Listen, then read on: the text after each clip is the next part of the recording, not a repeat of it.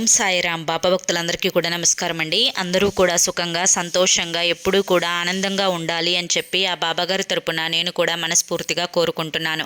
ఈరోజు బాబాగారు అందించే సందేశం ఏంటి అంటే కనుక, తల్లి గుండె దడగా ఉందా, దీనికి కారణం ఈ వ్యక్తే. నువ్వు నమ్మినా నమ్మకపోయినా ఇది అక్షర సత్యం.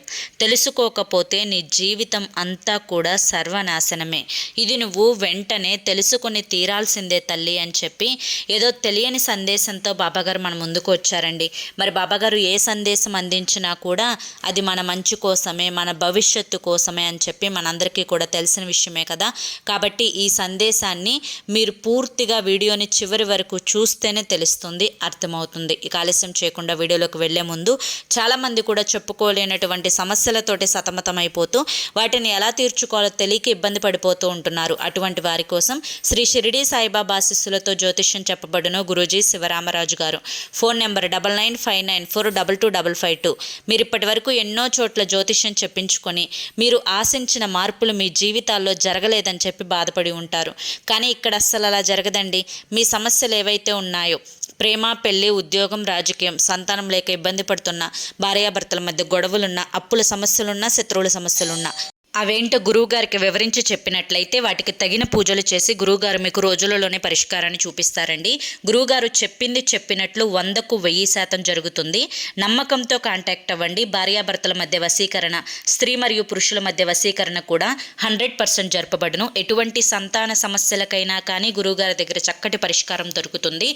ఎంతోమంది అంటే ఇక మా జీవితంలో మాకు ఏ సంతోషాలు లేవు, ఆనందాలు లేవు అని అనుకున్న వారి జీవితాల్లో కూడా వారి యొక్క సమస్యలు వివరించి గురువుగారికి చెప్పిన తర్వాత గురువుగారు చేసిన పూజల వల్ల గురువుగారు అంటే వారికి ఆ సమస్యలు రోజులలోనే పరిష్కారం అయిపోయాయి.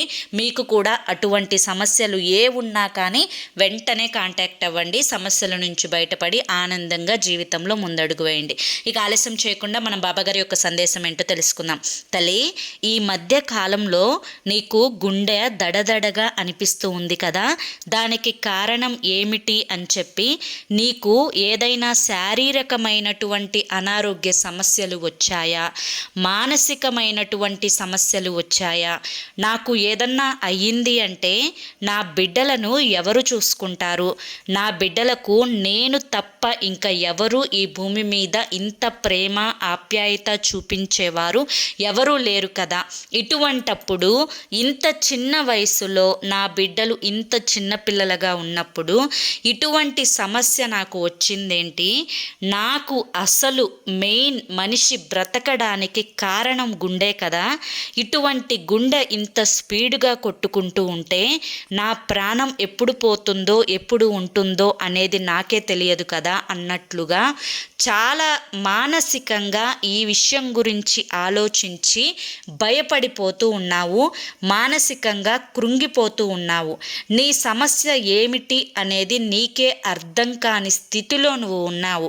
అయితే నువ్వు బాధపడవలసినంతగా, నువ్వు భయపడవలసినంతగా నీకు ఏ సమస్య రాలేదు. ఇది కేవలం ఒక మానసికమైనటువంటి సమస్య. ఇది నీ కుటుంబ పరిస్థితుల కారణంగా నీకు వచ్చినటువంటి సమస్య. ప్రతి చిన్న విషయానికి, పెద్ద విషయాన్ని గురించి ఎక్కువగా ఆలోచించి ఎక్కడిది విన్నది అక్కడ వదిలేయకుండా దాని మనసులో మోసుకుంటూ కొన్ని నెలల పాటు దాని గురించి ఆలోచించుకుంటూ నిద్ర, ఆహారాన్ని సరిగా పట్టించుకోకుండా, శారీరకమైనటువంటి వ్యాయామం లేక నువ్వు ప్రతి విషయాన్ని సెన్సిటివ్గా తీసుకోవడం వల్ల నీకు ఈ సమస్య వచ్చిందే తప్ప నీకు ప్రాణాంతకరమైనటువంటి జబ్బులు ఏవి కూడా రాలేదు. బిడ్డ, ఒక్క మాట చెప్తాను, జాగ్రత్తగా విను. ఈ యొక్క చిన్న జీవితంలో ఎవరైనా భూమి మీద పుట్టినటువంటి ప్రాణి ఎప్పుడు ఉంటారో ఎప్పుడు పోతారో ఎవ్వరికీ తెలియదు. ఈ మధ్యలో ఏర్పడినటువంటి ఈ బంధాల కోసం అనవసరమైనటువంటి ఆలోచనలకు పోయి మానసిక ప్రశాంతతను దూరం చేసుకోవద్దు.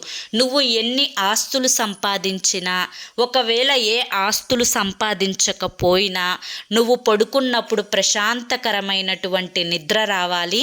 అలాగే నువ్వు తిన్న అన్నం సరిగ్గా జీర్ణం అవ్వాలి.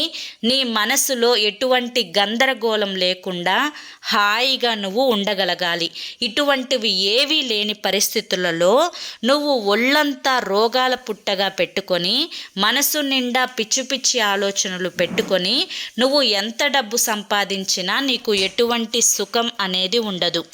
ఇప్పటి వరకు అయిపోయిన జీవితం అంటే ఏదైతే గడిచిపోయిన రోజులు ఉన్నాయో ఆ రోజుల కోసం వెనక్కి వెళ్ళలేవు. ఇకనైనా వచ్చే రోజుల కోసం నిన్ను నువ్వు మార్చుకునే ప్రయత్నం చేసి నీ జీవితాన్ని ఆనందంగా ఉంచుకోవడానికి నువ్వు చేయవలసినటువంటి ప్రయత్నాలు నువ్వు చేయి. ఎక్కడ ఏ సమస్య వచ్చినా అది వెంటనే పోతుంది అని చెప్పి గుర్తుంచుకో. నీ ప్రాణాల కంటే ఏది ఎక్కువ కాదు అని చెప్పి ఆలోచించుకో. జీవితంలో ఏది శాశ్వతం కాదని తెలుసుకో. ఈ ఉన్న ఇల్లు కోసం ఆరాటపడటమో, లేని నగల కోసం ఆరాటపడటమో, మారని భర్త గురించి ఆలోచించడమో, కడుపున పుట్టిన పిల్లలు ఇలా అయిపోయారే అని చెప్పి బాధపడటమో, ఇవి ఏవి కూడా నీ ఆరోగ్యాన్ని నాశనం చేయడానికే తప్ప నువ్వు మళ్ళీ తిరిగి కోలుకోవడానికి ఉపయోగపడవు. ఎవరు నీ మీద నువ్వు చూపించినంత ఎదుటి వారి మీద ప్రేమ అంత నీ మీద వారు చూపించడం లేదు. కాబట్టి నువ్వు అంతగా వారి కోసం స్ట్రెస్ అవ్వాల్సిన పని లేదు.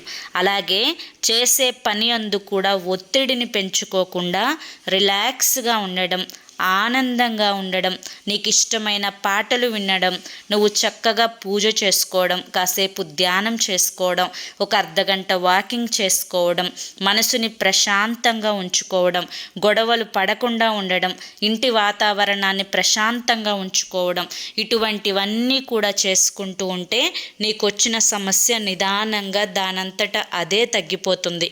అంతేకాని నువ్వు ఆలోచించుకొని భయపడిపోతే సమస్య పెద్దదవుతుంది తప్ప ఆ సమస్య అనేది తగ్గదు అన్న విషయాన్ని గుర్తుంచుకో అని చెప్పి ఈరోజు బాబాగారు మనకి చాలా చక్కటి సందేశాన్ని అందించారండి. మరి ఈ సందేశాన్ని మనం అర్థం చేసుకోవాలే కానీ ఈ సందేశంలో ఎంతో గొప్ప ఆంతర్యం ఉంది. ఈ సందేశం మీ అందరికీ కూడా నచ్చింది, అర్థమైంది అని చెప్పి అనుకుంటున్నాను. నచ్చింది, అర్థమైంది అని చెప్పి అనిపిస్తే ఈ వీడియోకి ఒక లైక్ ఇవ్వండి. అలాగే కింద కామెంట్ సెక్షన్లో ఓం సాయిరామ్ అని చెప్పి టైప్ చేయండి. మొదటిసారి మన ఛానల్లోకి వచ్చినట్లయితే మన ఛానల్ని సబ్స్క్రైబ్ చేసుకుని సపోర్ట్ చేయండి. మరి రేపు మరొక మంచి వీడియోతోటి మళ్ళీ కలుసుకుందాం. అంతవరకు కూడా ఆ బాబాగారి యొక్క ఆశీస్సులు మీ మీద, మీ కుటుంబ సభ్యుల మీద ఎల్లకాలం ఉండాలి అని చెప్పి మనస్ఫూర్తిగా కోరుకుంటూ సర్వేజన సుఖినో భవంతు. అలాగే మరొక్కసారి చెప్తున్నాను, మీకు ఎటువంటి సమస్యలున్నా కానీ మీ సమస్యల నుంచి మీరు బయటపడి మీ జీవితాన్ని ఆనందంగా గడపడానికి స్క్రీన్ మీద కనిపిస్తున్నటువంటి గురువుగారి నెంబర్కి కాంటాక్ట్ అవ్వండి. సమస్యల నుంచి బయటపడి జీవితంలో ఆనందంగా ముందడుగు వేయండి. జై సాయిరామ్.